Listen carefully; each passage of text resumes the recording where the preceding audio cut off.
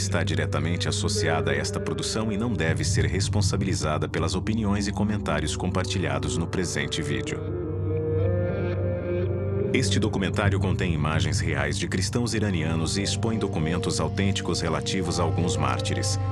O material foi amplamente pesquisado e coletado pelo produtor durante quase uma década.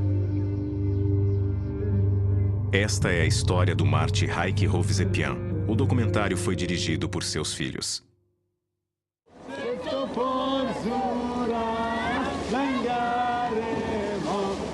Imagens reais, Irã, 1992.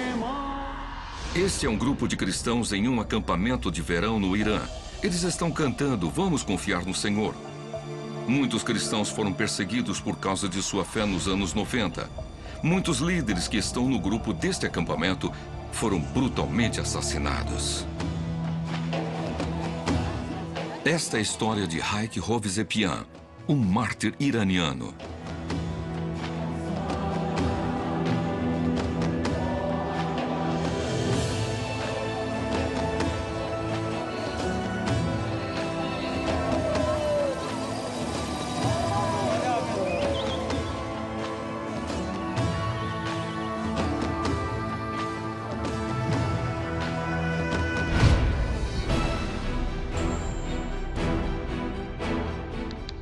Irã, dezembro de 1993.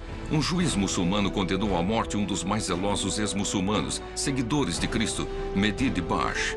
Seu único crime foi se converter ao cristianismo. Mehdi Dibaj já tinha cumprido pena de 10 anos na prisão.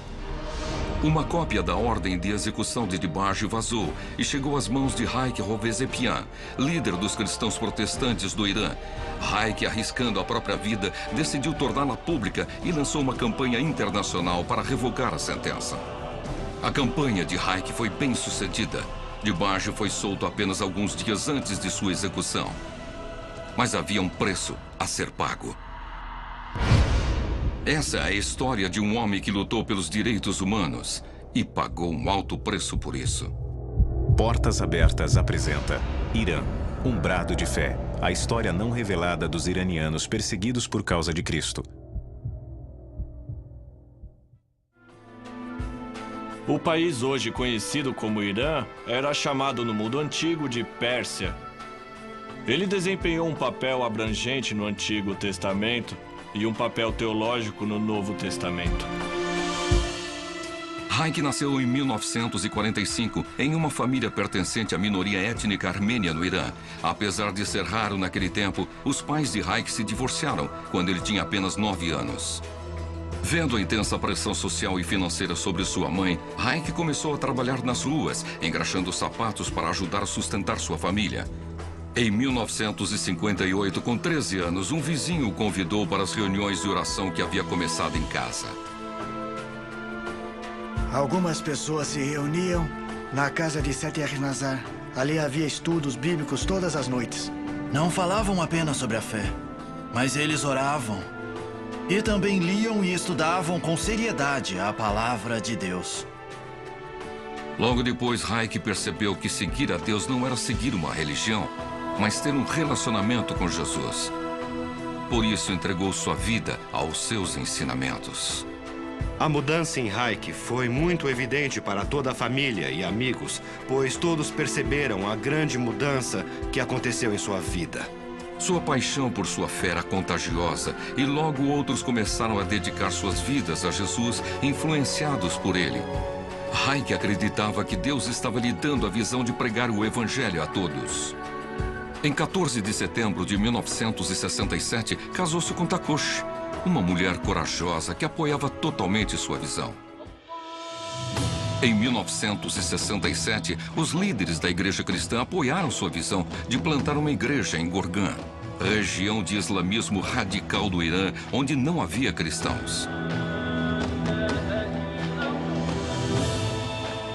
Embora nos anos 60, sob a liderança do Shah, o Irã fosse aliado do Ocidente liberal, cidades como Gorgan ainda eram governadas pelos mulás e mesquitas, e nada ameaçaria a glória do Islã.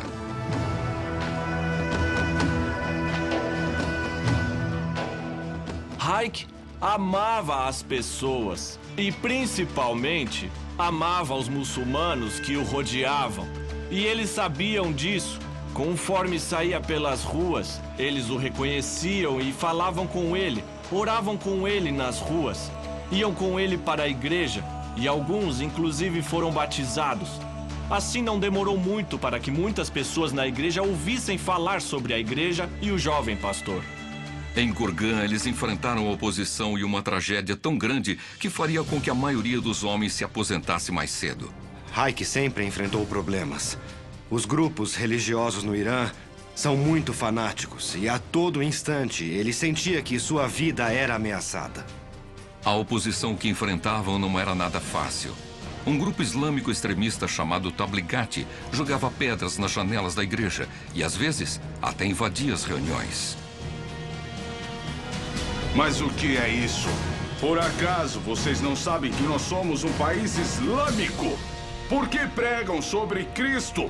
Acreditam nessas coisas e pagarão o preço, cada um de vocês! Em meio a toda essa hostilidade e a grande pressão econômica que todos os ministros do evangelho enfrentavam ali, a tentação de abandonar o trabalho de evangelismo era muito real. No início de nosso ministério em Gorgã, Haik recebia propostas de emprego com salários muito altos. Servir a Deus e amar as pessoas era a prioridade na vida daquele grupo. Eles não tinham como objetivo a comodidade e o conforto de uma vida financeira bem-sucedida.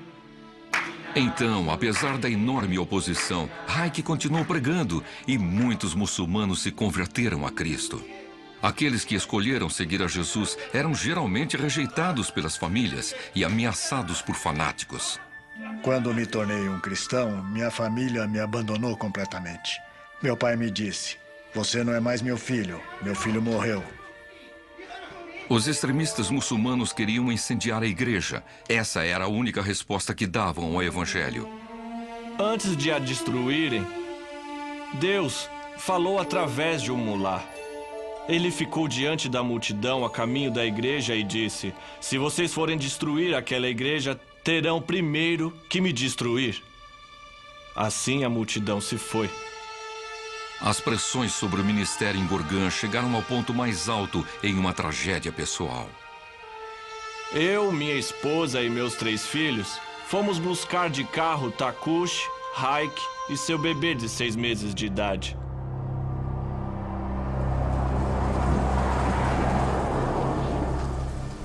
A uns 5 minutos antes de chegarmos ao nosso destino, fomos cegados por uma luz muito forte que surgiu no meio da escuridão.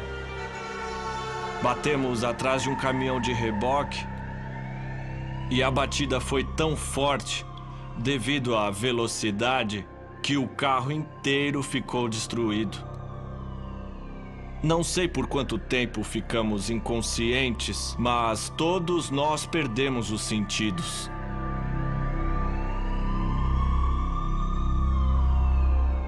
O primeiro filho de Haik morreu no acidente. E o casal de missionários perdeu todos os 3 filhos. Você nem conseguia enxergar a sua boca. Os olhos estavam tão inchados que ele não conseguia abri-los. Ele estava tão silencioso e, de repente, ele falou: "Aleluia." A alegria não precisa ser expressa pelo riso. Pode ser uma felicidade interior profunda, mesmo que você esteja num leito de hospital. Ainda assim, pode-se ter alegria. Ele ergueu as suas mãos e disse que, se ele estivesse vivo, ou mesmo morto, louvaria ao Senhor. Eu nunca me esquecerei dessa cena. Embora estivéssemos muito tristes por perdermos o nosso querido filho, aquele era o momento de praticarmos todas as coisas que havíamos pregado durante anos de nosso ministério. Sempre imagino que, ao chegarmos ao céu, um rapaz de 21 anos nos receberá com um tapinha nas costas. "Oi, papai." Então eu me virarei e verei um lindo jovem desconhecido. Aí ele dirá: "Eu sou aquele bebê de 6 meses que foi atirado para fora do carro e morreu." Agora eu estou aqui na presença de Deus. Não é uma beleza? O que parecia ser uma tragédia naquela época, eu dizia que Deus iria transformar em um triunfo. E ele fez isso com o irmão Hayek e conosco.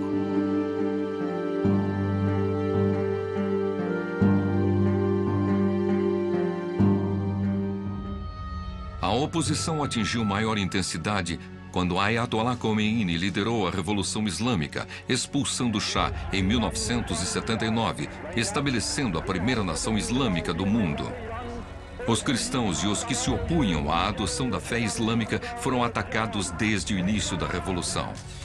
O racismo e a discriminação religiosa cresceram grandemente naquele período. Se muçulmanos fossem vistos indo à igreja, os extremistas veriam a igreja como um lugar de espionagem e propaganda contrária. Por isso, eles atacariam a igreja e agrediriam as pessoas. Em Shiraz, o líder da igreja anglicana, reverendo Arastu Sayar, foi degolado. Na cidade de Isfahan, extremistas invadiram o apartamento do bispo anglicano Hassan de Ghani e atiraram nele enquanto dormia. Milagrosamente, ele sobreviveu. 2 pistoleiros invadiram a casa e foram para o quarto dos meus pais. E um deles atirou neles bem de perto, cerca de 5 vezes. Minha mãe colocou a mão para protegê-lo. Foi atingida na mão e, obviamente, ficou ferida. Nenhuma das balas atingiu meu pai. Nos subúrbios de Teherã, outros terroristas sequestraram Bahram, filho do bispo de Ghani, e o executaram friamente. Foi muito duro para os cristãos da igreja anglicana, porque o relacionamento com a Inglaterra não era muito bom. Os extremistas pensavam que a igreja anglicana era uma igreja inglesa, portanto, um centro espião. E é por isso que eles a atacaram. Quando, por exemplo, o Alcorão cita que não há obrigatoriedade na crença, isso deve ser interpretado de maneira prática. As pessoas no Irã podem não crer? Alguém na Malásia pode não crer? Alguém na Indonésia pode não crer? Se não há liberdade para não crer em uma fé, então a crença nessa fé é compulsória. Em 1981, quando o novo regime islâmico tinha estabelecido um governo absoluto no Irã, o missionário pioneiro de Gorgon, Hayek Hovsepian, foi eleito superintendente da Igreja Assembleia de Deus no Irã. Mais tarde, ele se tornou representante da igreja protestante no país. Do ponto de vista humano, ninguém imaginaria que um engraxate viria a se tornar o superintendente de uma denominação inteira, liderando outros líderes. Ele não ia com muita frequência às grandes ou às maiores igrejas, mas viajava por todo o país, dando apoio e encorajando as comunidades pequenas. Eu me lembro que nossa igreja não tinha nenhum instrumento musical. Nós éramos apenas 15 pessoas e nos reuníamos no porão. Lembro-me de uma vez que ele veio e trouxe um pequeno teclado. Pela primeira vez, cantamos com o instrumento e foi realmente marcante. Todos nós sentíamos que Hayek era como um pai, que tinha vindo nos visitar da distante Teherã.